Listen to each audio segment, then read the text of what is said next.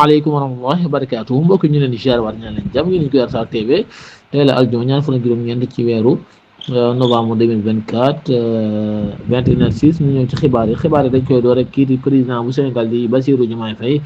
moom nag démb doon na teewee journée nationale des daara kii di Bassirou Diomaye Faye nag moom yëkkati na fa ay kàddu yu am solo di wax kii di Moustapha Guirassy ne ko nañu taxawu daara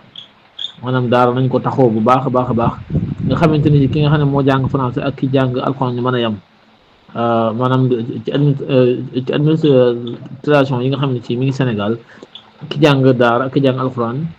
ñu mën cee yem nga xam ne jaajëfal na nitu daara bu baax a baax démb mu doon journée bu am solo ñi nga xamante ne ci nag ñooy ndey daara yeeg yenn ci sëriñ daara yi nag ñi ngi naqaroon ne dañu leen a xañ kàddu ndax lañ bëggoon a wax kii di Bassirou Diomaye Faye waxuñu ko dañu leen a xañ kàddu Le Quotidien nag ñoom dañoo ñëw ci bisub démb bi di wax ne bisub boo xamante ne ci maanaam bisub prison la woon mooy ki nga xam ne mooy Moustapha Diakhaté yóbbu nañ ko kaso 2 mois la war a tëdd ginnaaw bi ngeen 6 bi demande woon na 1 an 6 mois yoo xam da koy tëdd ak 300 000 6 bi topp ko ci loolu 2 mois lañ ko tëj Seme Sarr envoyé nañ ko prison waaye moom pavillon spécial la jëm ndax dafa wérut la salee nañ moom dañoo ñëw di wax ci engagement yu rëy yi nga xamante ne ci kii di Bassirou Diomaye Faye jël na ko ci daara maanaam ñaawlu na yenn ci taali bi nga xam ne ñu ngi taxawal ci mbedd yi maanaam xale yi nga xam ne ñu ngi nekk ci mbedd yi suba ba ngoon Bassirou Diomaye Faye ñaawlu na ko te nee na danañ ci jug gouvernement bi dana ci def kéemtulaay kattan nga xam ne mooy ancien président bu Sénégal di Macky Sall moom nag ginnaaw bu ñu ko tabbee député mu bokkoon ci Takku Wallu nekkoon tête de liste ba Macky Sall nag moom mujj naa démissionné ci poste député bi nga xam ne nekkoon na ko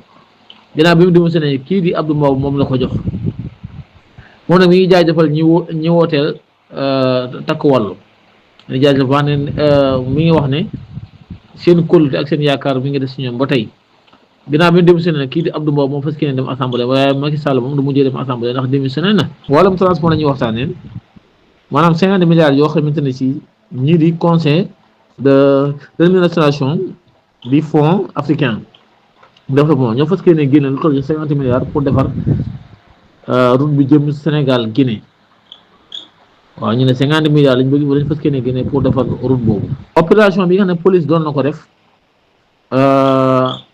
guddig démb muy alxames 320 arrestation moo la police def 113 véhicules moom lañu saisir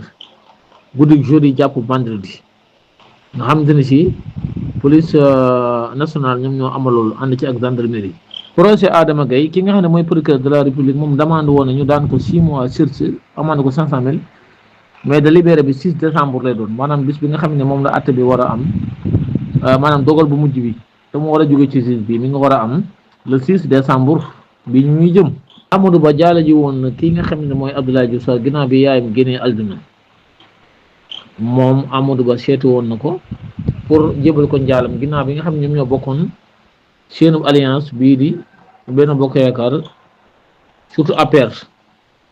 Amadou Ba nag soloon na daalam pour seetu ko pour jaale ji ko kii di yaayam yi nga xam ne moo génn àdduna ñu ñaan suñu borom subhanahu wa taala yërëm ko yëkkati aljana gën a kawe. ki nga xam ne mooy Birima Mangara nag moom yoon teg na ko loxo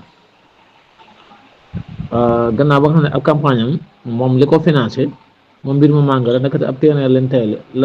terrain jàmbur leen teyle ki nga xam ne moom terrain bi da moo ko porte plainte Birima Mangara waaw jamono yi moom yoon jàpp na ko. jaajëfal dana ñëw ci yeneen xibaar ñu ngi leen ñaan ngeen abonné te partage ci Wassare TV.